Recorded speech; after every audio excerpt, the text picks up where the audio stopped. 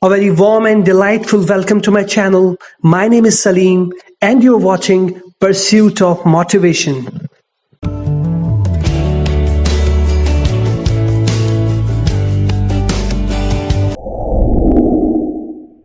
Today in this video, we are going to learn the first lesson of NCERT book Honeydew of Class 8th. The name of the lesson is The Best Christmas Present in the World. In this video, I'll cover the part 1 of this lesson. For part 2, watch my next video. I hope you all are enthusiastic to learn this new lesson. So, let's get started. This story is written by the famous writer Michael Morpurgo. He is one of Britain's best-loved writers for children, and he has won many prizes, including Children's Book Award, the Writers Guild Award, and the Blue Peter Book Award for his recent novel, Private Peaceful. The Best Christmas Present in the World is one of the Morpurgo's stories with a backdrop of World War I. It is an emotional story in which echoes of Christmas 1914 in the trenches call to the present day, when a letter found by chance in an antique desk brings one soldier's experience hauntingly to life, which is heartwarming and spine-tingling.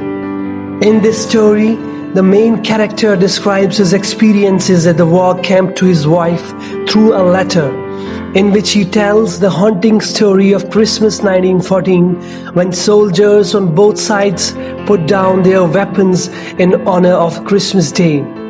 This story gives us a message that war is not a solution for ending the conflict.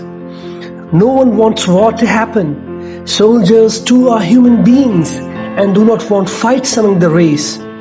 One should try to find out other sources and solutions to solve differences between two nations instead of wars.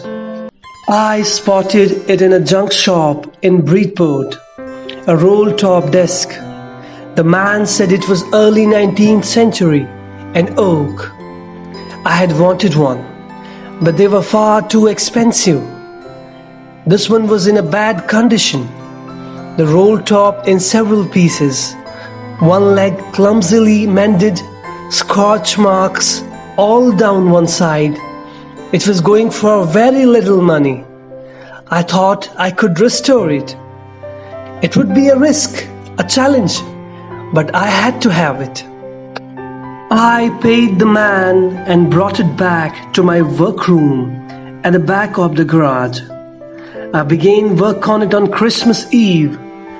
I removed the roll top completely and pulled out the drawers. The veneer had lifted almost everywhere. It looked like water damage to me. Both fire and water had clearly taken their toll on this desk. The last drawer was stuck fast. I tried all I could to ease it out gently. In the end, I used brute force. I struck it sharply with the side of my fist, and the drawer flew open to reveal a shallow space underneath. A secret drawer. There was something in there. I reached in and took out a small black tin box. Sellotaped to the top of it was a piece of lined notepaper, and written on it in shaky handwriting, Jim's last letter, received January 25th, 1915, to be buried with me when the time comes. I knew as I did it that it was wrong of me to open the box, but curiosity got the better of my scruples. It usually does. Inside the box there was an envelope. The address read, Mrs. Jim Macpherson, 12 Copper Beeches, Bridport, Dorset. I took out the letter and unfolded it. It was written in pencil and dated at the top, December 26th, 1914. Spotted it. It means saw it or found it. Scorch marks. means burn marks. Was going for, it means was selling for. Restore, it means to repair something. Veneer, it means a thin layer of plastic or decorative wood on furniture of cheap wood. Taken their toll on, it means damaged. Stuck fast means shut tight. Scruples means feelings what make you hesitate to do something. The narrator had went to a junk shop in Bridport looking for a roll-top desk. The junk seller informed him that the desk he picked up was made of oak and was from early 19th century. This kind of furniture was considered to be antique and suddenly it was expensive. The narrator found it cheaper than the others he had seen. Although the desk was not in proper shape, one of its legs was loosely mended and there were marks of burning on the other side. Yet he bought as he really wanted to buy it, and he thought that he would be able to restore it.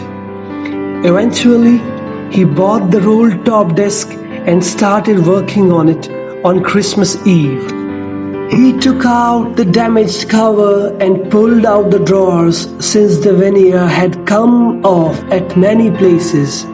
The author thought that it was damaged due to exposure to water. He opened the drawers easily, but for the last drawer was stuck fast and wouldn't come out easily.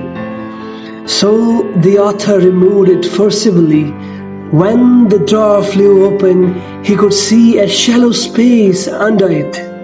And to his amazement, there was a secret drawer. He took out a tin box with a note on it that said, "Jim's last letter received January 25th, 1950, to be buried with me when the time comes." It certainly is a bad habit to read someone's letter, but the curiosity got the better of the author, and he opened the box. Inside was an envelope on which the address read, Mrs. Jim McPherson, 12 Copper Beaches, Bridport, Dorset. The author opened the letter. It was dated December 26th, 1914. Dearest Connie, I write to you in a much happier frame of mind because something wonderful has just happened that I must tell you about at once. We were all standing in our trenches yesterday morning, Christmas morning. It was crisp and quiet all about, as beautiful as morning as I have ever seen, as cold and frosty as a Christmas morning should be. I should like to be able to tell you that we began it, but the truth, I'm ashamed to say, is that Frizz began it. First, someone saw a white flag waving from the trenches opposite. Then they were calling out to us from across no man's land, "Happy Christmas, Tommy! Happy Christmas!" When we had got over the surprise, some of us shouted back, "Same to you, Frizz! Same to you!" Thought that would be that. We all did. But then suddenly one of them was up there in his grey greatcoat and waving a white flag. "Don't shoot, lads!" someone shouted, and no one did. Then there was another Frizz up on the parapet, and another. "Keep your heads down," I told the man. "It's a trick." But it wasn't. One of the Germans was waving a bottle above his head. It is Christmas Day, Tommy. We have schnapps. We have sausage. We meet you, yes? By this time, there were dozens of them walking towards us across no man's land and not a rifle between them. Little Private Morris was the first up. Come on, boys. What are we waiting for? And then there was no stopping them. I was the officer. I should have stopped them there and then, I suppose. But the truth is that it never even occurred to me I should. All along their line and ours, I could see men walking slowly towards one another, grey coats, khaki coats meeting in the middle. And I was one of them. I was part of this. In the middle of the war, we were making peace. You cannot imagine, dearest Connie, my feelings as I looked into the eyes of the Frizz officer who approached me, hand outstretched. Hans Wolf, he said, gripping my hand warmly and holding it. I am from Dusseldorf. I play the cello in the orchestra. Happy Christmas. Standing to, taking up positions.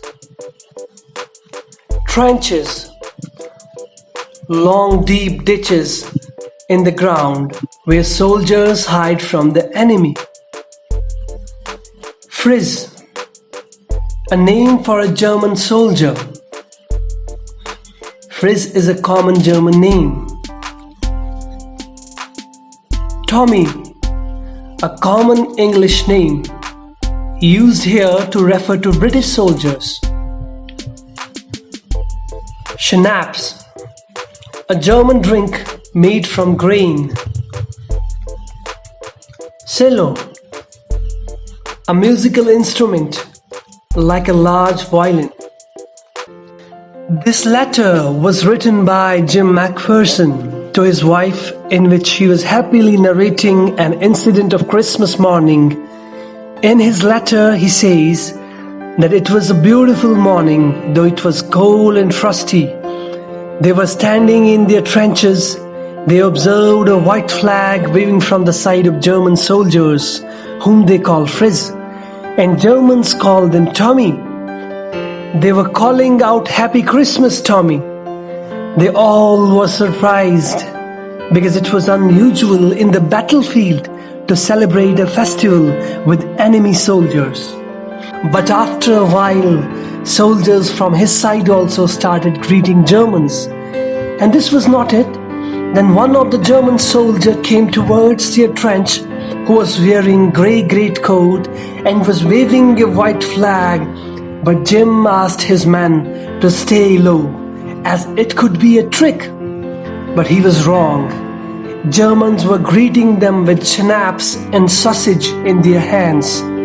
Jim thought he should have stopped his men as he was in charge officer, but he didn't feel like stopping them. Jim also became a part of all this. He met a Frizz officer who greeted him Happy Christmas. His name was Hans Wolf, who was a cello player from Dusseldorf. "Captain Jim McPherson," I replied, "and a Happy Christmas to you too. I'm a school teacher from Dorset, in the west of England." "Ah, Dorset," he smiled. "I know this place. I know it very well."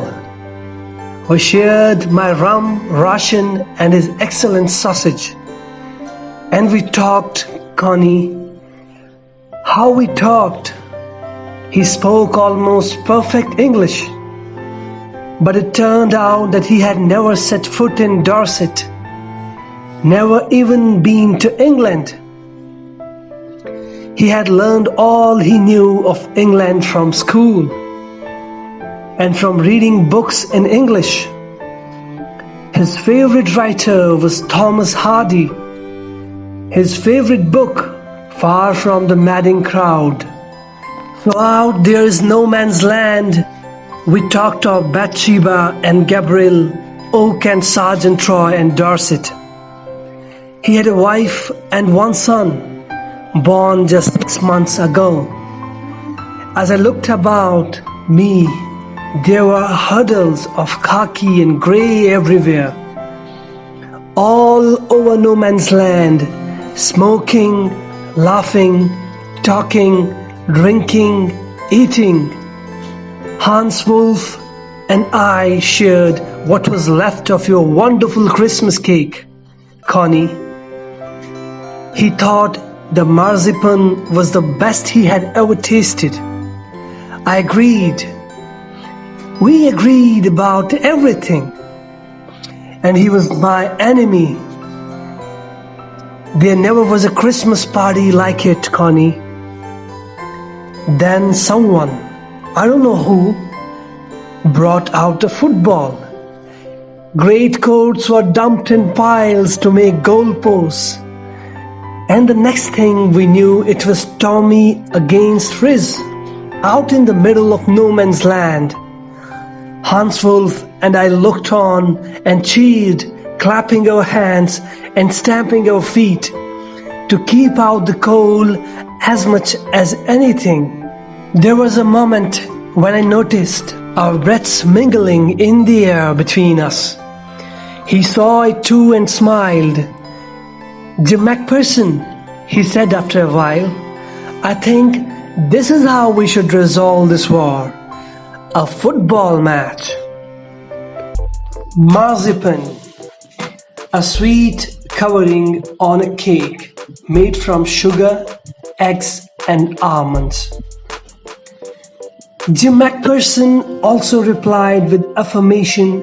He said he's a school teacher from Dorset in the west of England.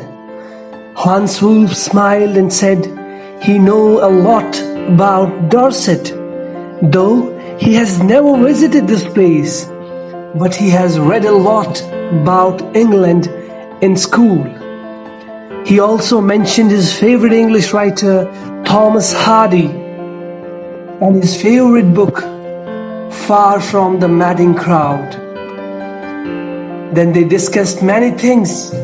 Hans told him that he has a wife and one son who was just 6 months old. Jim was surrounded by German and English soldiers. All of them were enjoying sharing food and talking. Jim also shared Connie's cake with Hans Wolf, which was appreciated by Hans Wolf. And all of a sudden, someone brought out the football. All of them dumped their coats in piles to make goalposts, and a football match started. Jim McPherson and Hans Wolf both started clapping hands and stamping feet to encourage the players and to keep the cold away.